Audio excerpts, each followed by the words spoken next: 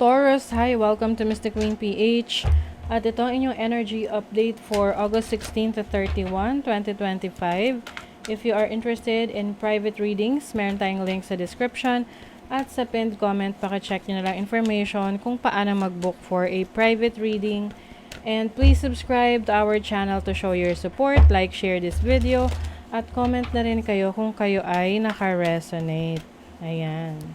And meron tayong 50% discount sa mga tarot reading services. So kung gusto niyo mag-avail ng private reading, this is the best time dahil discounted po siya, half the price na lang. Ayan. So yung link nasa description at sa pinned comment. And paalala lang, ang reading na to ay general reading. So just take what resonates, okay? So let's begin. Taurus, ano yung energy for you ngayong second half ng August? Okay, so you have North Node. Oh, 7th house. North Node in Aquarius in the 7th house.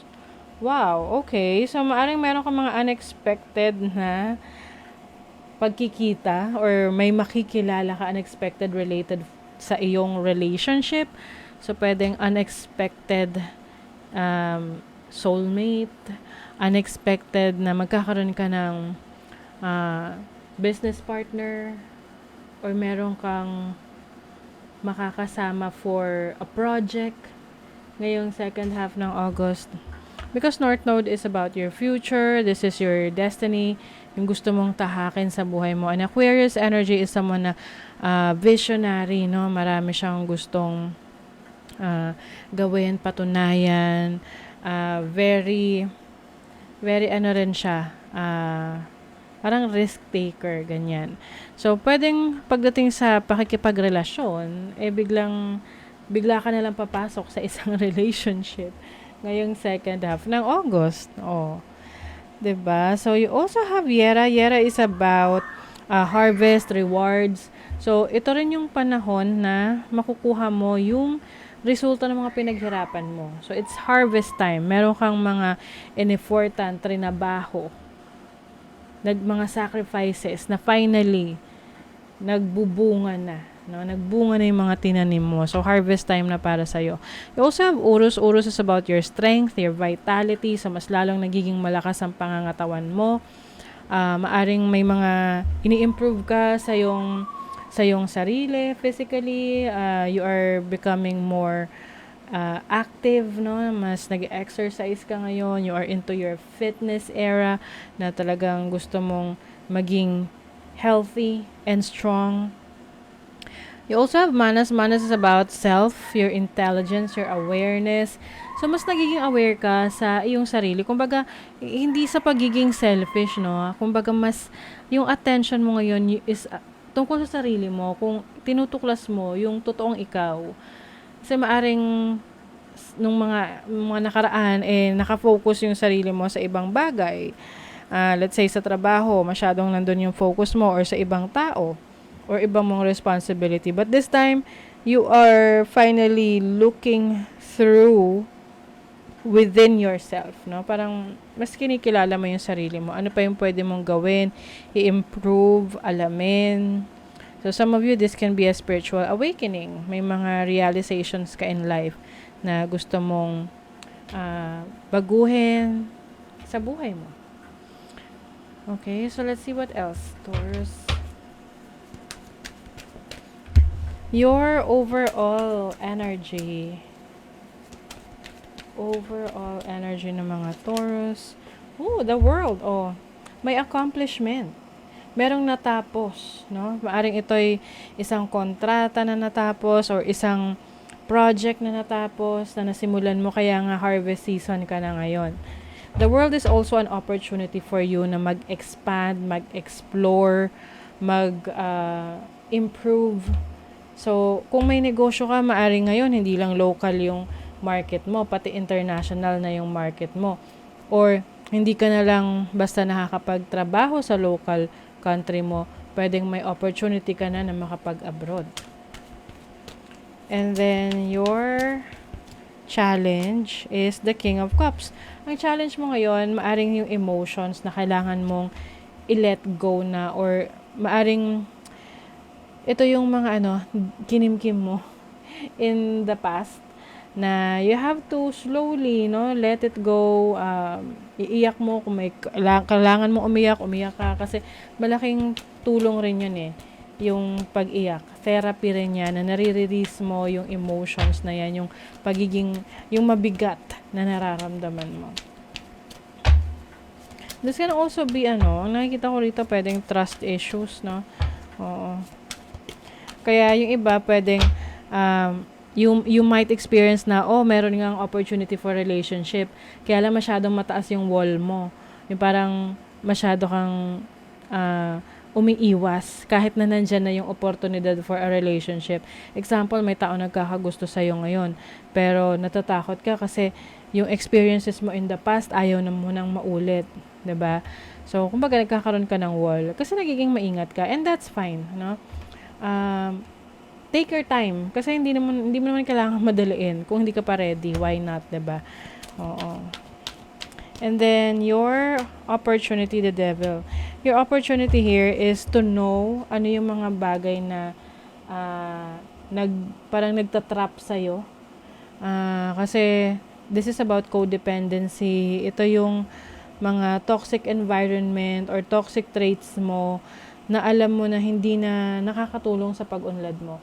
So, you may be letting go of this or mas nagkakaroon ka na ng awareness sa sarili mo. At may opportunity ka na ayusin yan sa sarili mo. Okay? Let's see your blessing. Oh, the Fool. Your blessing is about taking risks, starting new things, starting fresh. Okay? So, maaring merong new beginnings talaga for you, especially that merong natatapos na cycle or chapter sa buhay mo. And this time, you are welcoming a new experience. Na ito ay in alignment sa yung future, sa yung destiny. Let's see the energy for your money, career, finances. 8 of Wands. Marami kang ayusin, tatrabahuhin, gagawin. Pwedeng ikaw ay may mga pupuntahan na iba't ibang lugar. Maaring ang career mo nasa field or maaring maraming messages na kailangan kang i-replyan, ganon, or marami kang taong kailangan kausapin. So, ngayong second half ng August is going to be a busy time for you, for your career, for your business. And then, your relationship. Wheel of Fortune. Wheel of Fortune is destiny. Karma. Kung saan papunta yung bagong landas na tatahakin mo, pagbabago ng sitwasyon na meron ka. So, some of you, ang mga changes na yan related sa relationship ninyo. Oo. Maaring you are finally open to new connections, or whether you like it or not, makikilala mo na yung person that is assigned to you or aligned to your energies. Okay, let's see. And I think this can be a karmic connection or yung mga taong kailangan mo talagang ma-meet para mas mag-evolve ka into a better version of yourself. Let's see what else. May mga blockages. May obstacles. Pero temporary lang to. Okay? Maaring ayun nga, may mga bagay na parang ayaw mong subukan kasi natatakot ka. Oo.